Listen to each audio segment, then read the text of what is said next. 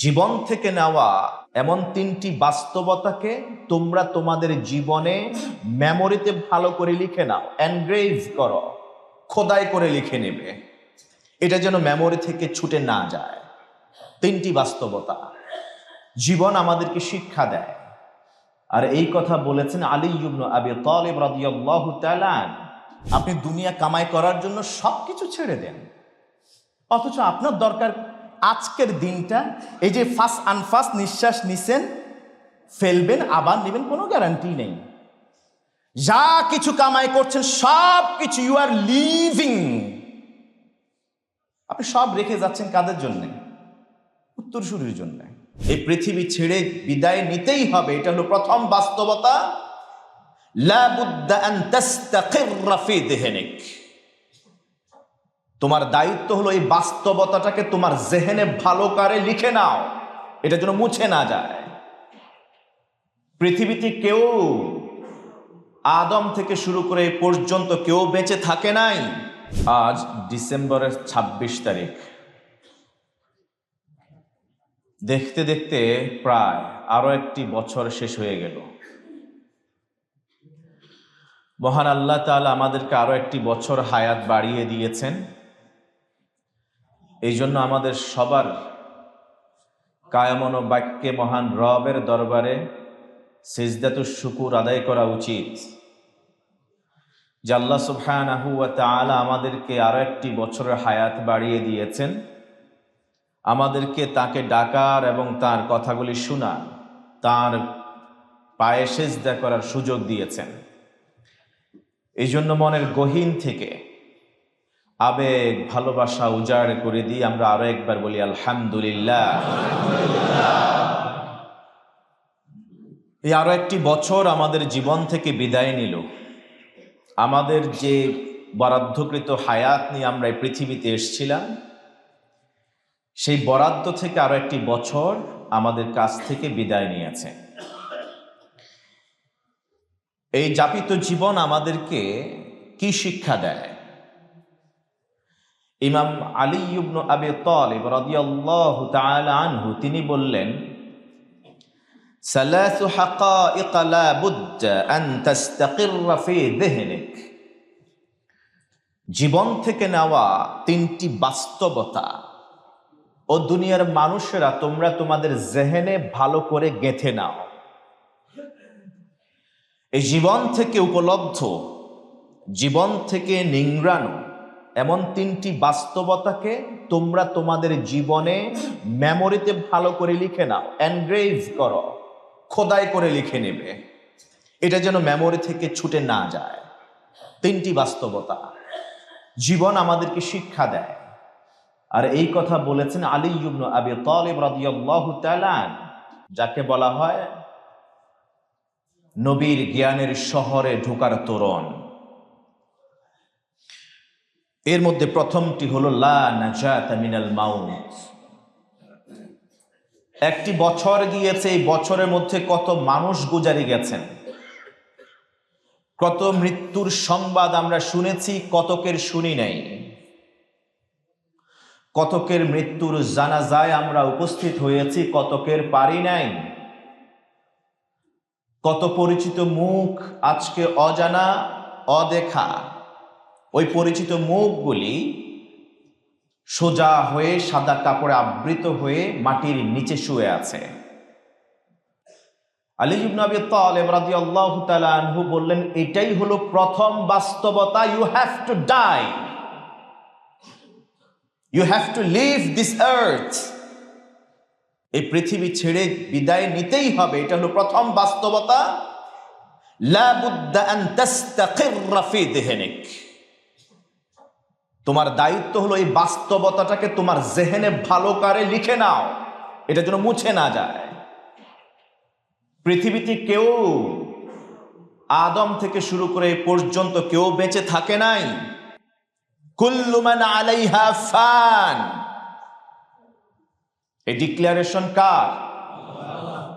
সবাইকেই একদিন ভ্যানিশ হয়ে যেতে হবে। কুল্লু নাফসিন যায়িকাতুল মাউত, সূরাতুল আনকাবুতের 57তম আয়াত। যেই রব আমাদেরকে পাঠালেন সেই রবই ডিক্লেয়ার করছেন কুল্লু নাফসিন যায়িকাতুল মাউত, every soul has to test of death. প্রতিটা আত্মাকে মৃত্যুর সাদা সাধন করতে হবে। সুম্মা ইলাইনা তুরজাউন, মৃত্যুই শেষ নয়, আবার হাজিরা দিতে হবে কার কাছে? রবের কাছে। এই মৃত্যু থেকে বাঁচার জন্য আমি যত ব্যবস্থাপত্রই গ্রহণ করি না, কোনো ব্যবস্থাপত্র কাজে আসবে। আইনামা তাকুনু ইউদরিকুমুল মাউত, সূরাতুন নিসা এর ৭৮তম আয়াত। আইনামা তাকুনু ইউদরিকুমুল মাউত, তুমি যেখানেই থাকো না কেন, যেখানেই যাও না কেন, মৃত্যু তোমাকে স্পর্শ করবেই। যেখানে তোমার মৃত্যু লেখা আছে সেখানে তোমাকে যেতেই হবে। এটা অমোঘ বিধান, অনস্বীকার্য এক বাস্তবতা। এই বাস্তবতা পৃথিবীর কেউ অস্বীকার করতে পারে নাই, পারবেও না। কেউ যদি মহামারী থেকে বাঁচার জন্য এলাকা ছেড়ে দূরে কোথাও আশ্রয় নেয়, ওই মহামারী নয়, মৃত্যু তাকে সেখানে পেয়ে বসবে। কোন যোদ্ধা যুদ্ধের ময়দানে অংশগ্রহণ না করে যদি বেঁচে থাকার নিয়ত করে যে আমি যুদ্ধে যাব না, তার যদি মৃত্যু লেখা থাকে, বিছানায় হলেও তার মৃত্যু হবেই হবে। মহাগ্রন্থ আল কোরআন সূরাতুল বাকারা ২৪৩তম আয়াত, রব্বে কারীম এক অবিশ্বাস্য ঘটনা তুলে ধরলেন। নবীজিকে বলছেন, আলাম তারা ইলাল্লাযীনা খারাজু মিন দিয়ারিহিম ওয়া হুম উলুফুন হাযারাল মাউত। আলাম তারা, নবী আপনি কি দেখেন নাই, আপনি কি জানতেন না? ইলাল্লাযীনা খারাজু মিন দিয়ারিহিম, ওই ৪০০০ মানুষের কথা, যেই মানুষের একটা গ্রামে বসবাস করত, সেই এলাকায় মহামারী দেখা দিয়েছে। আনাস ইবনু মালিক এবং আব্দুল্লাহ ইবনু আব্বাস রাইসুল মুফাসসিরিন এই আয়াতের ব্যাখ্যায় বললেন, বর্তমান যুগের ইরাক এবং ইরানের মধ্যবর্তী প্রান্ত সীমায় আজ থেকে প্রায় ৩০০০ কিংবা ২৬০০ বছর আগে একটা জায়গা ছিল, গ্রাম, তার নাম ছিল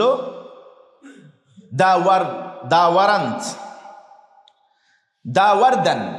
সে দাওয়ারদান নামক জায়গায় ৪০০০-এর মতো মানুষ বসবাস করত। সেই এলাকায় মহামারী দেখা দিয়েছে, তাউন। ওই মহামারী থেকে বাঁচার জন্য তারা ভেবেছিল অমুক জায়গায় বা এই জায়গা থেকে প্রস্থান করলে সেখানে গেলে আর মৃত্যু তাদের কাছে যাবে না, মহামারী তাদেরকে পাবে না, তারা বেঁচে যাবে। গ্রামের সবাই একসাথ হয়ে একযোগে ওই গ্রাম ছেড়ে দিয়ে পালাতে শুরু করলো। যেই জায়গায় গিয়ে আশ্রয় নেবে সিদ্ধান্ত নিল, সেই জায়গায় গেল। যাবার পর আল্লাহ সুবহানাহু ওয়া তাআলা তাদেরকে শিক্ষা দিলেন। ফাকালাল্লাহু লাহুম মুতু, আল্লাহ তাদেরকে বললেন মর। যে মৃত্যু থেকে বাঁচার জন্য তোমরা এলাকা ছেড়ে পালিয়েছ, তোমাদের সেই মৃত্যু থেকে বাঁচার কোনো সুযোগ নাই। সুম্মা আহইয়াহুম, নবী শামউন আলাইহিস সালাতু ওয়াস সালামের কথা বলা হয়ে থাকে তাফসিরে, কিংবা নবী হিজকিল আলাইহিস সালাতু ওয়াস সালামের কথা বলা হয়ে থাকে। এই ৪০০০ গ্রামবাসী ৭ থেকে ৮ দিন তারা মৃত অবস্থায় ছিল। মহান রব তাদেরকে শাস্তি দিলেন, যে মহান রব যাদের জন্য মৃত্যু অবধারিত করে রাখেন, সে মৃত্যু থেকে কেউ পালায়ে বাঁচতে পারবে না। এই শিক্ষাটা দেওয়ার জন্য তাদেরকে একসাথে একযোগে ৭ থেকে ৮ দিন মৃত অবস্থায় রাখলেন। নবী হিজকিল অথবা শামউন আলাইহিমুস সালাম, ওনাদের কোনো একজন সেই জনপদ দিয়ে যাচ্ছিলেন, এই মৃত অবস্থায় পড়ে থেকে মহান রবের কাছে দোয়া করেছেন, আল্লাহ তাআলা তাদেরকে আবার জীবিত করলেন।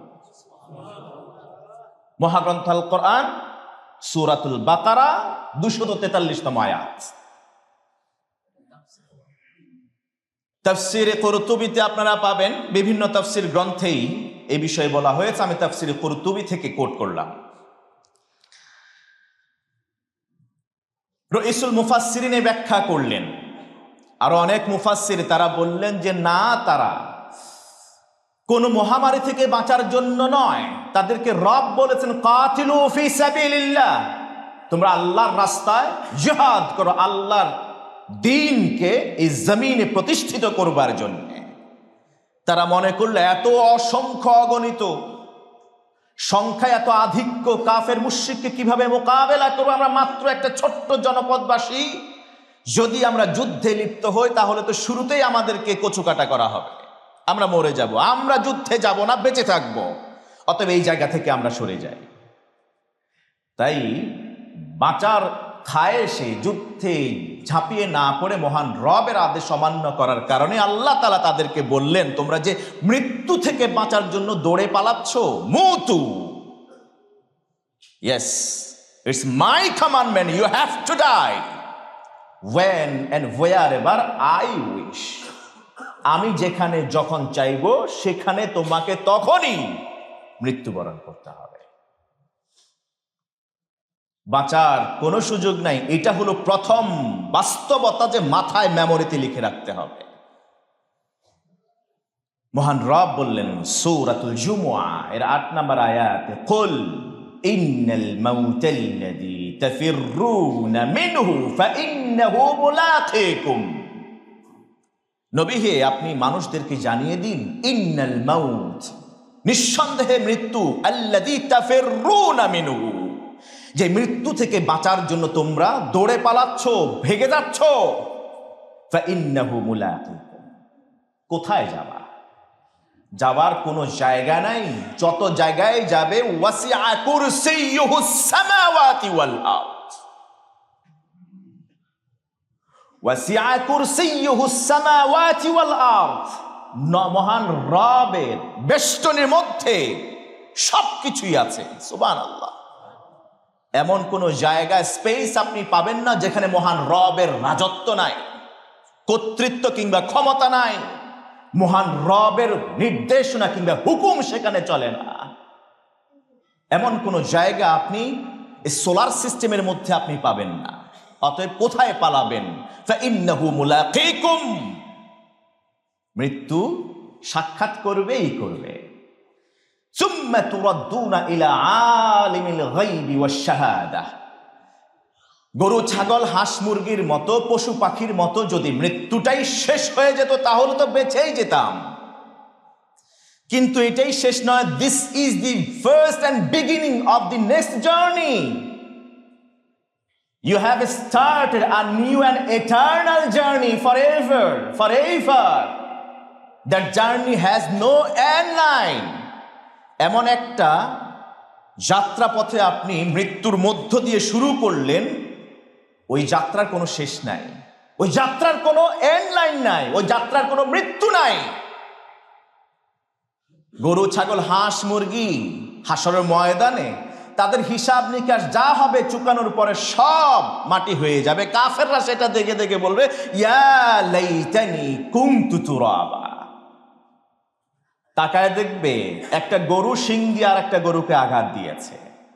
আহকামুল হাকিমিন ওই মাজলুম পশুটাকে বলবেন জালেমের বিরুদ্ধে তার প্রতিশোধ বদলা নেবার জন্য, একটা ঠিক সেই মাপে গুতা মারবে শিং দিয়ে যেই মাপে পৃথিবীতে তাকে আঘাত করেছে। যখন বদলা নেওয়া শেষ, হঠাৎ মাটির সাথে মিশে যাবে। কাফেররা মনে মনে মহান রবের কাছে কেউ চিৎকার নিনাদ আওয়াজ তুলে বলবে, ইয়া লাইতানি কুনতু তুরাবা, ইয়া লাইতানি কুনতু তুরাবা। হায় আফসোস যদি আমরা আজকে ওই যে পশুর মতো মাটি হয়ে যেতে পারতাম। সম্ভব কি? সুম্মা তুরাদ্দুনা ইলা আলিমিল গায়বি ওয়াশ শাহাদা, তোমাদেরকে উপস্থাপিত করা হবে এমন এক রবের কাছে যিনি গোপন প্রকাশ্য সবকিছুই জানেন। আমি আপনি হয়তো প্রকাশ্য সিন কোনো কিছুর ব্যাপারে আমাদের জ্ঞান আছে, কিন্তু আমাদের রব এমন একজন যিনি known unknown, told untold, seen unseen, সবকিছুর ব্যাপারে তিনি জানেন। ওনাকে আলিমুল গায়বি ওয়াশ শাহাদা বলা হয়। ফায়ুনাব্বিউকুম বিমা কুনতুম তা'মালুন। পৃথিবীতে কি করেছো, কি আমল করেছো, ওই আমলের ব্যাপারে তোমাদেরকে মহান রব সেদিন জানাবে। শরীফ ওসমান হাদিকে কোন ষড়যন্ত্রে ফেলে, কোন চক্রান্তে ফেলে, কতজনের সহযোগিতায়, কত টাকার বিনিময়ে, কোন স্বার্থে তোমরা হত্যা করেছো, সেদিন সব হিসাব দিতে হবে। আজকে হয়তো পার পেয়ে যাবে, আজকে হয়তো পার পেয়ে যাবে।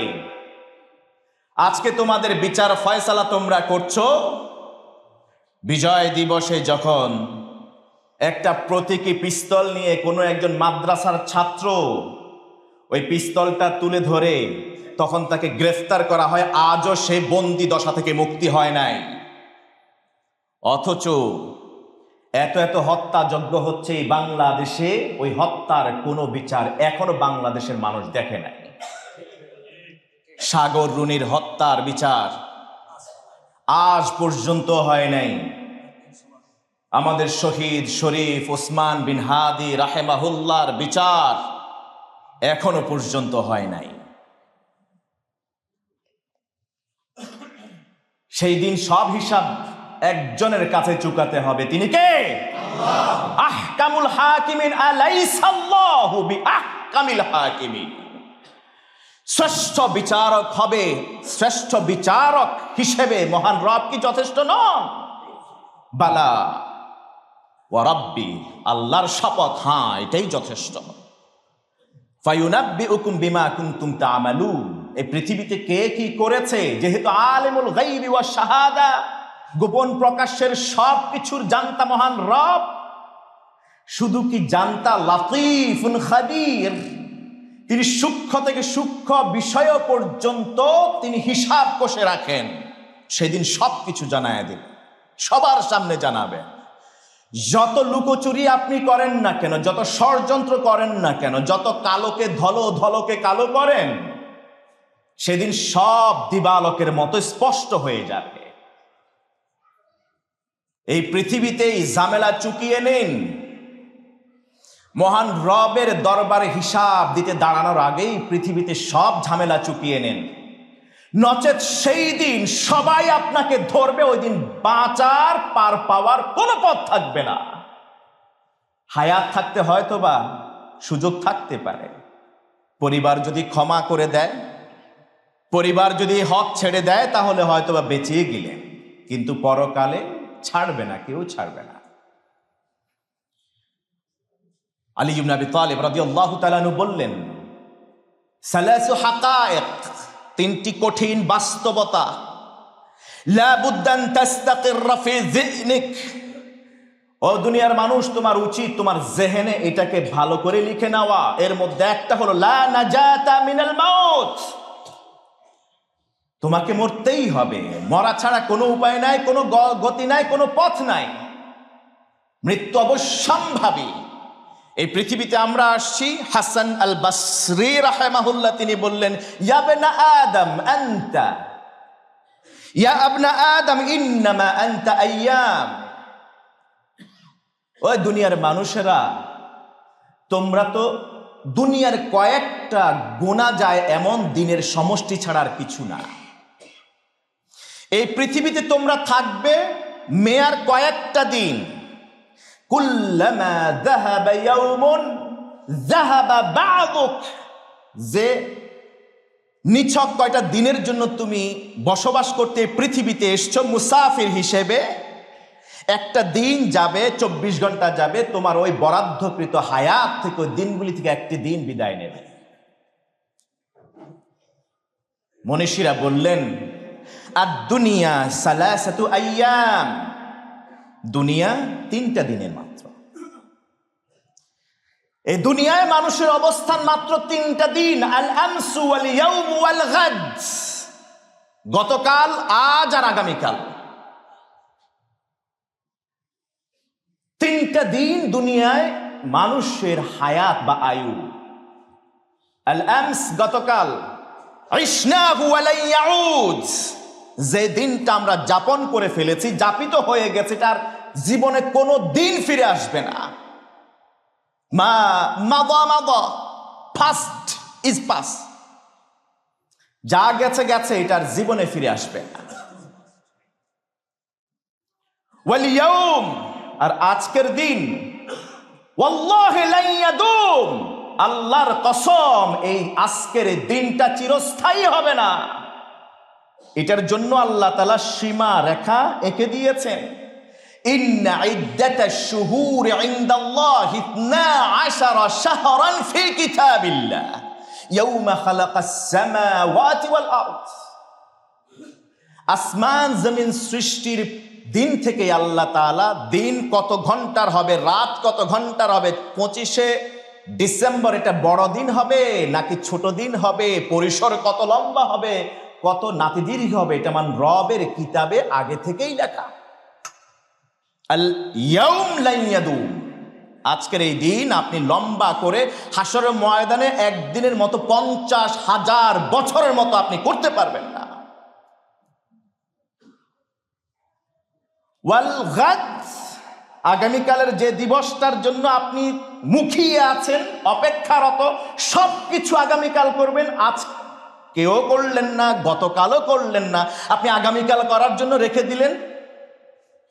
ওয়াল্লাহি লা না'লামু আইনা সানাকুনু ফিল গাদ। কে আছে এরকম বুকে হাত দিয়ে বলতে পারবে আগামীকাল আমি বেঁচে থাকবো? ইন্নামা আনতা ফিদ দুনিয়া বিইذنিল্লাহি ওয়া বিরাহমাতিহি ওয়া ইন্নামা আনতা তাহতা তুরাব। আগামীকাল এমন হতে পারে, হয়তো আল্লাহ যদি দয়া করেন, অনুমতি দেন, আপনি বেঁচে থাকতে পারেন। অথবা এরকম বহু যুবককে দেখেছি আগামীকাল বেঁচে থাকবার নিয়তে কত কিছু স্পেয়ার করেছে, রেখে দিয়েছে, সে আগামীকালটা তার জীবনে আর আসে নাই, তাহতা তুরাব, মাটির নিচে চলে গেছে। শহীদ ওসমান হাদির কত স্বপ্ন ছিল এই বাংলাদেশকে গড়া, একটা ইনসাফপূর্ণ সমাজ, রাষ্ট্র প্রতিষ্ঠার কত স্বপ্ন ছিল। সংসদে যদি যেতে পারে তাহলে বাকি 299 জনকে আমি সোজা করে ফেলবো, দৌড়ের উপরে রাখবো, কত স্বপ্ন। মহান রব তার চাওয়াকে তিনি কবুল করে নিলেন, শহীদের মর্যাদা তিনি দিয়ে দিলেন। সুবহানাল্লাহ। তিনি ওই সংসদ 12 ফেব্রুয়ারি পর্যন্ত তিনি বেঁচে থাকেন নাই, চেয়েছিলেন। আমার আপনার কত চাওয়া, কত স্বপ্ন, কত কিছু, কত ড্রিম, কত প্ল্যান আমরা করছি, কিন্তু আলটিমেটলি আপনি যাচ্ছেন সেটা এক্সিকিউট করতে, এটাকে আপনার ইচ্ছাধীন।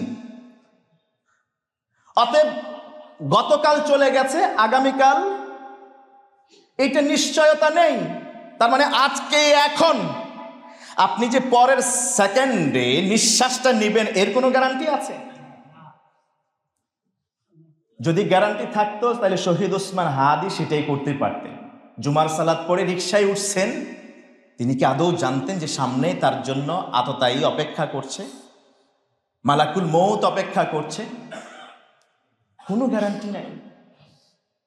প্রতিদিনের মতো সেই দিনে তো ফজরের নামাজে জামাত আদায় করলেন, বাতাসার মুড়ি দিয়ে ক্যানভাসারি করলেন, ভোট চাইলেন মানুষের কাছে ফজরের পর। কই আমরা তো আজ পর্যন্ত কোনো পলিটিক্যাল লিডারকে আমরা দেখি নাই নামাজের সাথে, মসজিদের সাথে সম্পর্ক রেখে মসজিদের মুসল্লিদেরকে এইভাবে ভোটের জন্য আহ্বান করতে। একসাথে জামাতে সালাত আদায় করার পরে মুসল্লিদের সাথে ফজরের পরে মোলাকাত করে তার হাতে একটা ব্ল্যাক অ্যান্ড হোয়াইট একটা পোস্টার হাতে ধরায় দিতে। যে এক কালচার শহীদ ওসমান হাদি দেখিয়ে গেলেন। সুবহানাল্লাহ, সুবহানাল্লাহ। আপনারা দেখেছেন ফজরের পরে, ফজরের জামাতে অংশগ্রহণ করে এই শহীদ ভোট চাইতেন মুসল্লিদের কাছে। আল্লাহু আকবার, আল্লাহু আকবার। তিনি চলে গেছেন আর আমরা বেঁচে থাকব। তিনি আল্লাহর কাছে চলে গেছেন আর আমরা আজীবন হায়াত পাব, ক্ষমতা জাহির করব, আমরা চিরকাল স্থায়ী থাকব। ইউ হ্যাভ টু ডাই, কুল্লু নাফসিন যায়িকাতুল মউত। এটা প্রথমে মাথায় ভালো করে লিখে নেন, গেঁথে নেন, মরতে হবে, মরতে হবে। দ্বিতীয়ত, লা রাহাতা ফিদ দুনিয়া সালাসু হাকাইকা লা বুদ্দা আন তাস্তাকিররা ফি যিহনিক। ইমাম আলী ইবনে আবি তালিব রাদিয়াল্লাহু তাআলা আনহু বললেন, তিনটি বাস্তব, কঠিন বাস্তবতা তুমি তোমার জেহেনে লিখে নাও। এর মধ্যে প্রথমটি কি? আপনারা বুঝেন না, আমার কথা বুঝেন না? প্রথমটি কি? হাত তোলেন দেখি, মৃত্যু ছাড়া কে বেঁচে থাকবেন?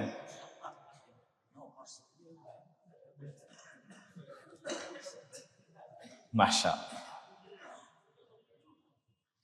আছেন কেউ বেঁচে থাকার মতো? একজনও নাই। ওয়ায়াবকা ওয়াজহু রাব্বিকা যুল জালালি ওয়াল ইকরাম, ওয়ায়াবকা ওয়াজহু রাব্বিকা যুল জালালি ওয়াল ইকরাম। একজনই থাকবেন অবশিষ্ট, এটারনাল, তিনি কে? আল্লাহ।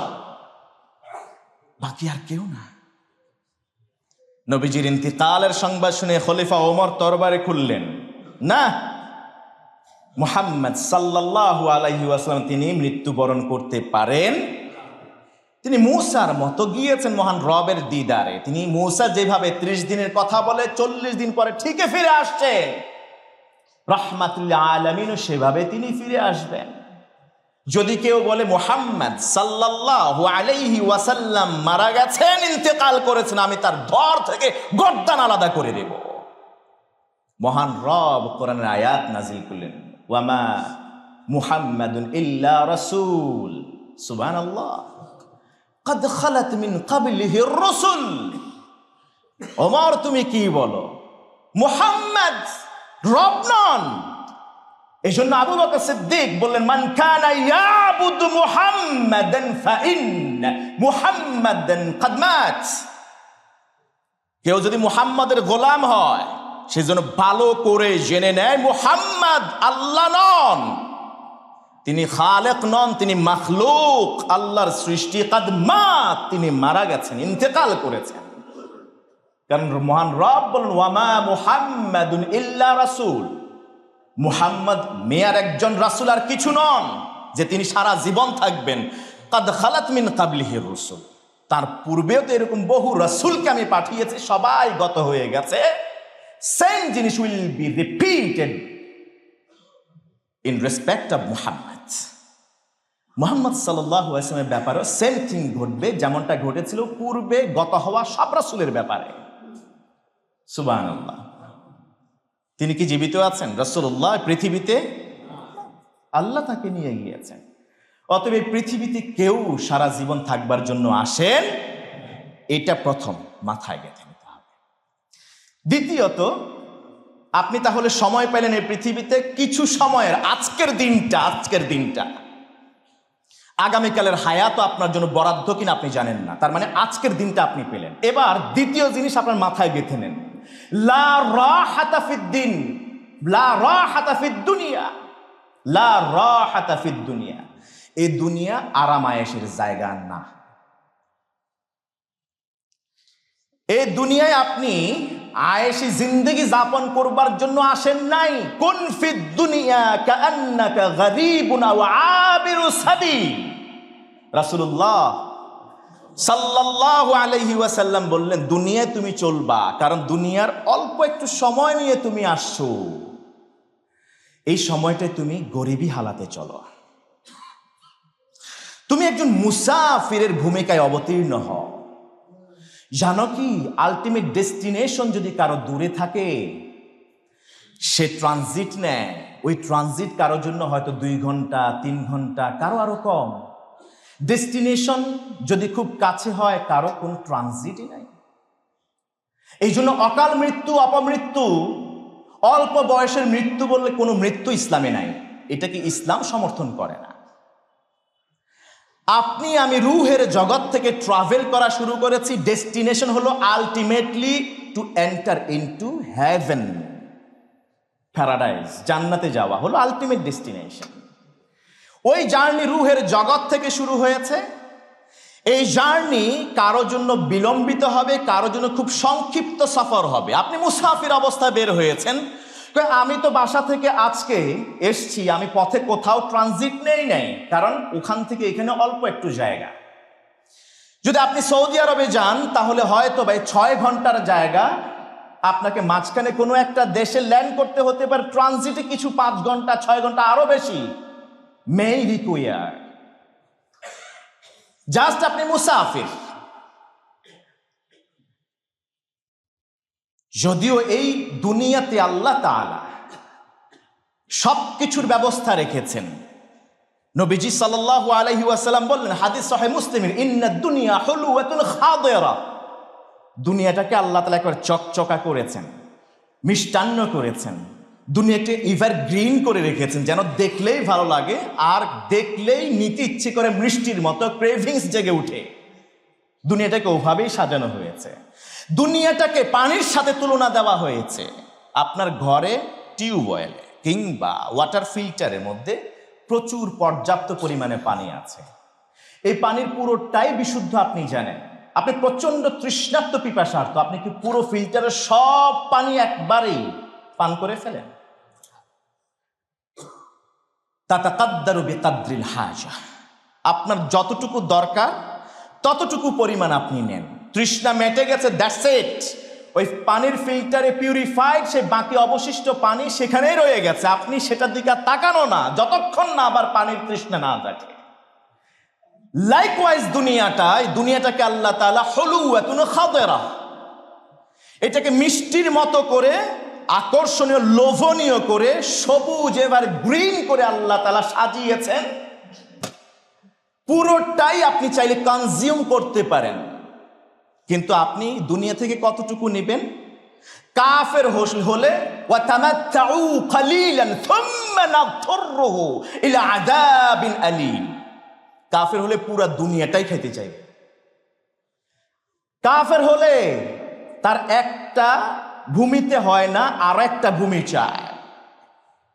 আর ইমানদার হলো ওই যে পানির তৃষ্ণা নিবারণের জন্য যতটুকু দরকার সে ততটুকু নেবে, কারণ রব্বানা আতিনা ফিদ দুনিয়া হাসানা ওয়া ফিল আখিরাতি হাসানা ওয়া কিনা আযাবান্নার ওয়া লা তানসা নাসীবাকা মিনাদ দুনিয়া, যতটুকু দুনিয়ায় আপনার দরকার আখিরাতের জন্য ততটুকু আপনি গ্রহণ করুন। আখিরাতের টার্গেট নিয়ে আপনার দুনিয়া যতটুকু কামাই করা দরকার ততটুকু আপনি কামাই করুন। যতটুকু আপনি কনজিউম করা দরকার আল্লাহ আপনাকে অনেক ঢের দিয়েছেন, বাকিটা আল্লাহর রাস্তায় ব্যয় করুন। That is what Allah subhanahu wa ta'ala wants from you.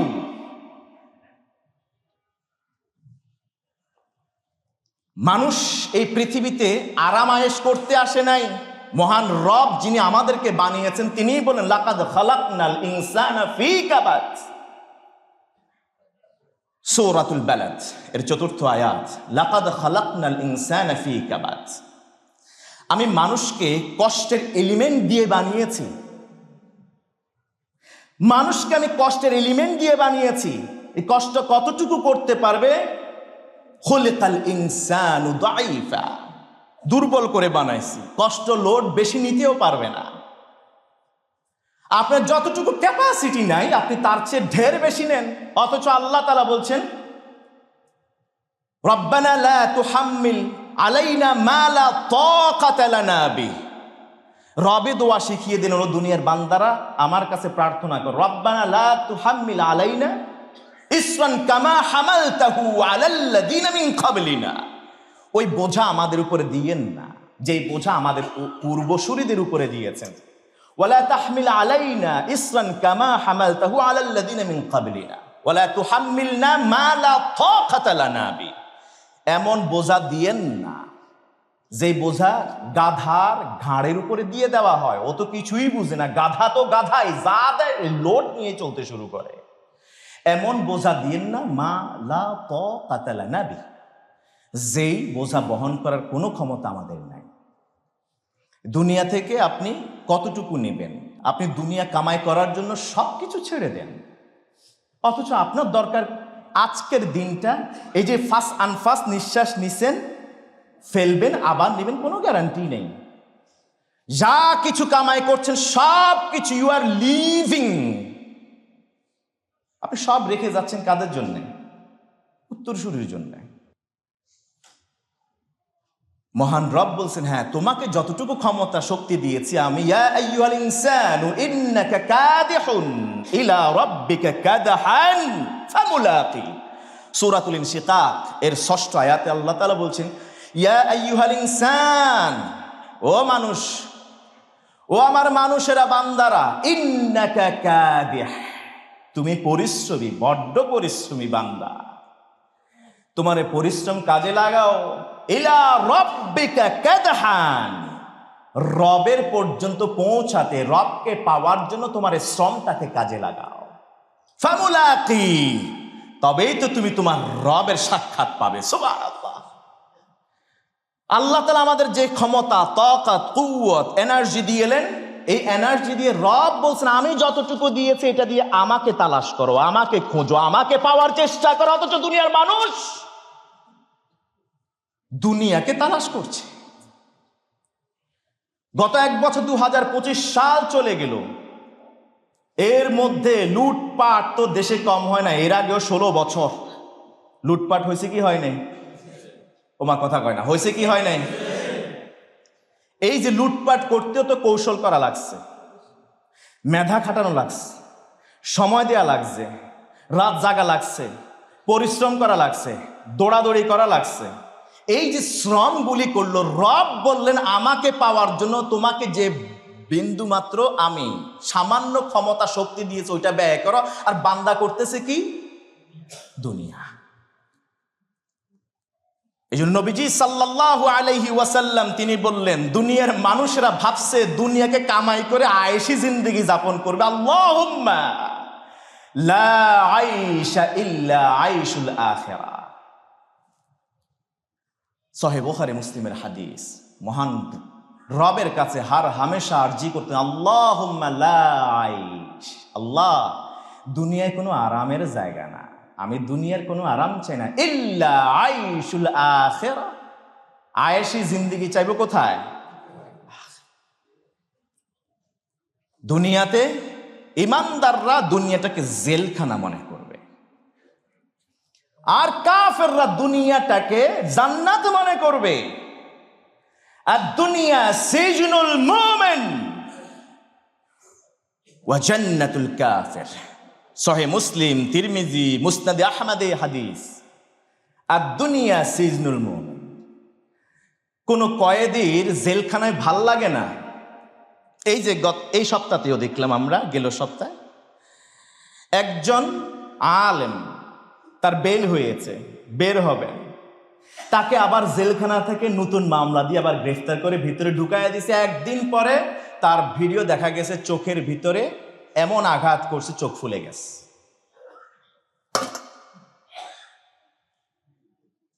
এটা আসমানের উপরের গল্প নয়, কিন্তু জমিনের নিচের কোনো রহস্য নয়।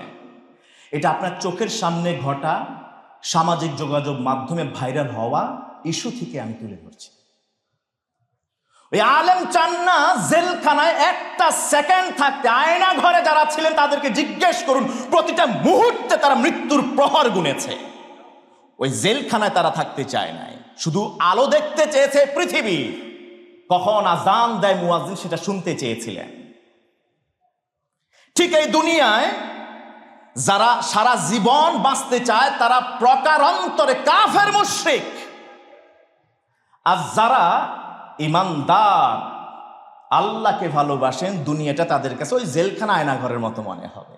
এখান থেকে তাড়াতাড়ি বিদায় নিতে চাইবে।